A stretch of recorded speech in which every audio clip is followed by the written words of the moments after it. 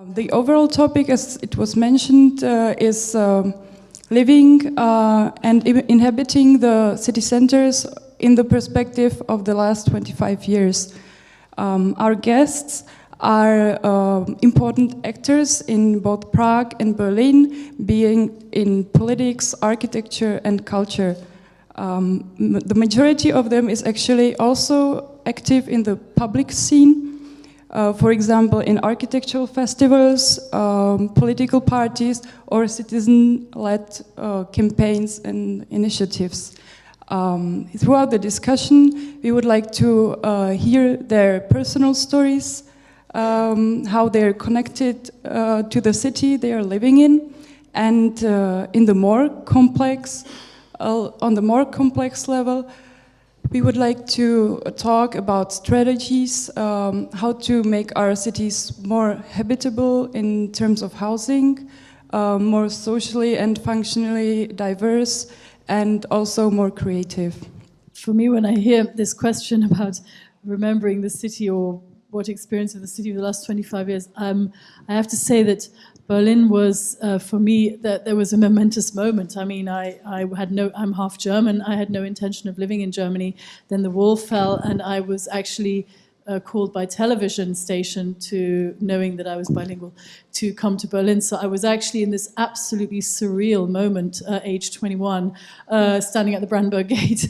And then, in the ensuing months, basically being responsible for gathering loads of material with a French camera team we were living in a hotel in East Berlin, in the Palace Hotel, which has now been demolished. And so my experience is like this, that there are these moments of incredibly compressed time that are incredible. And the first period was just phenomenally surreal because we were traveling constantly across Checkpoint Charlie with television material, and which would then be sent by satellite from West Berlin. But we were living in we were staying in East Berlin for endless weeks and months, covering the East German Parliament in the building, the Place der Republik. So filming as journalists. And experiencing almost, I can't even remember if we drove around with a map, but having to drive around to find the various sort of members of the dissident groups and interview former Stasi members of the secret police and try to make phone calls. I had to sort of spend hours trying to make phone calls in an empty sort of in an empty office right near Brandenburg Gate of the prefab building with just one phone in it and a desk and a chair, and basically dialing these numbers that I'd been given by random people to find various interviewees. So it was a very bizarre, surreal time to be in and very exciting. And then again, this compressed time, I mean, just to give an example of the Palast der Republik, we experienced the disbanding of the East German Parliament. Then a few years later, experienced the moment where, in fact, it had been decided that the Palast der Republik would be demolished as a symbol of basically an East German political symbol that was no longer wanted there. So we were filming and talking within the Place der Republik about the fate of this building as the architecture profession failed, in fact, to stop the demolition of this building because it was politically not wanted anymore. And then a few years later to see it stripped to a sort of to the sort of skeleton, and then to see the einstürzende Neubauten performing in there and using the sort of remains of the building as, a drumming on the on this frame that was left, this skeleton of the building that was left. So I don't know. It's very hard to kind of talk about this in one moment, but I don't think I never thought I would experience the change in a city that's so rapid. As a small town boy, I wanted, and who studied architecture, I wanted to go to a big city to learn what a big city could be, and I went to West Berlin. At that time, we were not allowed to enter a university in East Berlin. We had very special conditions, and for a young guy who didn't really know what a big city is, who didn't really know what urban planning is, and who didn't really know what architecture is, West Berlin was a paradise because you had a lot of remainings from a former big city, and you had a disappeared city, and that was an extreme option for imagination. People like me learned and tried to learn what can be a big city and how it is possible that it can disappear in one generation. And these Potsdamer Platz walks, that were our Sunday, weekend or evening walks, and we did exactly the same. We asked, where is Potsdamer Platz? Why did it disappear? And is it an option under circumstances when everybody expected we will never experience reunification in our lifetimes? Is it an option to revitalize, to restart urban life in the sandy deserts of the former city center of Berlin? And so the imagination of big cities and the experience, they can disappear and they have to be saved. They have to be saved. At that time, Prague was hidden beauty. Everything was gray and you didn't know which palace should collapse in the year to come. And you had the experience of Berlin where the city had already disappeared. That was two major experiences in my student times. And of course, and my generation as architects in West Germany, we heard every day at the university, stop studying architecture, you will be unemployed. And when we started to be unemployed, the wall came down and we had something to do. And then not only for my profession, but from many people who had this imagination of a lost city, even of a lost continent, East Germany, Czechoslovakia, Poland. They tried to imagine and to experience what could be the next step without clear circumstances, without a clear political basis and without a clear economical basis. And so Central Europe, the eastern part of Central Europe and Berlin was a paradise for young people like me. And now we have different experience for 25 years and also extremely touristic ones in Berlin, but maybe I come to that a little bit later.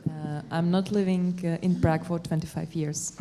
I come actually from northern part of Bohemia, from a city of Teplice, which is near the border with Bundesrepublik Deutschland today. First time as I really spent a time in Prague, it was during my studies. I first studied history, and it's like here, nearby, at the Charles University next door. Those days in the late 90s, the city was awakening. And today, I think we can see the change because the very center of the city in some parts is more or less a Disneyland. It's no more a heritage. It started to be a heritage Disneyland. It's something which is maybe covered, where the image of the city is covered sometimes by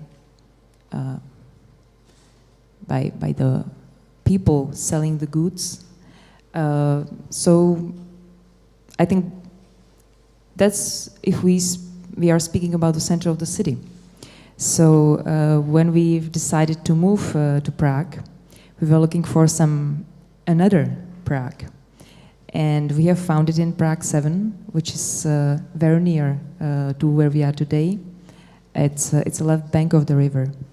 And it reminds me to the northern part of Bohemia, to Teplice and to industry which is there, because Holešovice and Prague 7, there are a lot of pieces of industry which are there up to date, and they are making landmarks.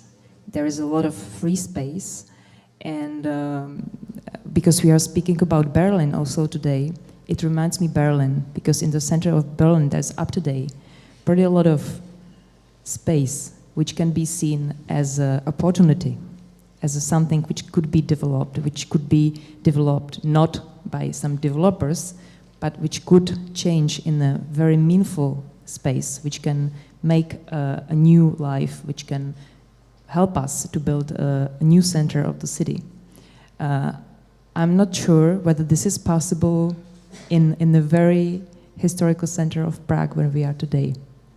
So, according to me, the center of Prague is today very touristic, and it changed a lot.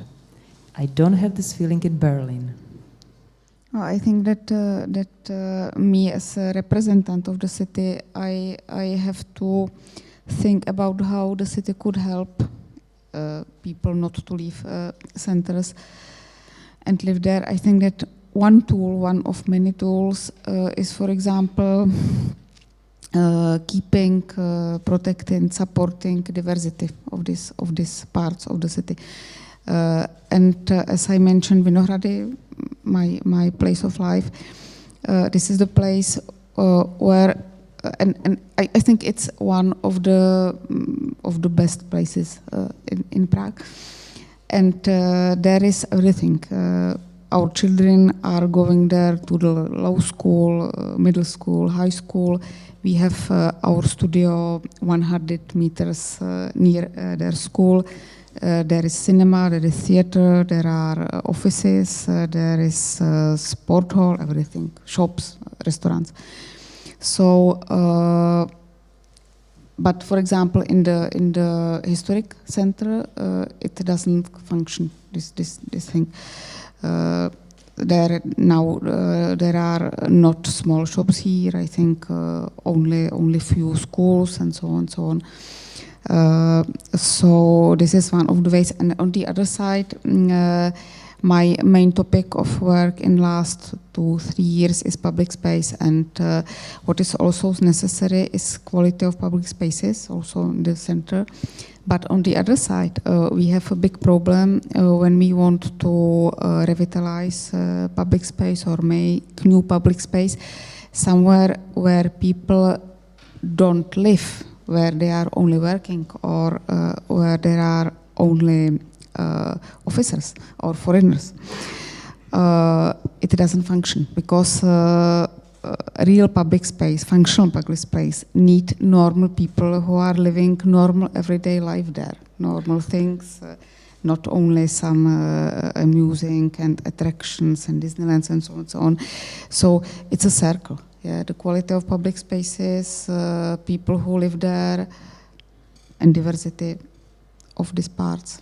One tool of it, and there are necessary many other tools. I think like some of these developments, they are really like, even though the cities are so different, they're actually quite similar developments and similar challenges. Like I noticed, for example, already many years ago that in Žižkov, that many houses were actually transformed into, like, tenement houses were transformed into hostels, and probably also in other boroughs of Prague. But I think that here it was like hardly ever really questioned. Like I think this like whole process of touristification, because it started like early in the 90s, and also because the center was in a way pretty empty. Like there weren't so many functions in the city. Maybe not even there were people living there, but also many people made money by moving out in a way. So it wasn't only like kind of brutal force, but also this gentrification also offered for many people in a way opportunities, like to make some money by just offering their flat.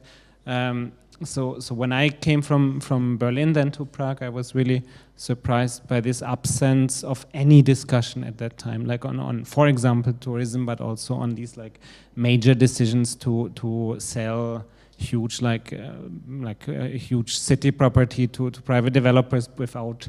I mean, there was some expert discussion, but basically in the media, it was just like basically just a notice, or it was just very it wasn't like systematically explored, which changed a lot, I think, in recent years. But also because of this like absence of discussion, I think a lot of unnecessary damage was done.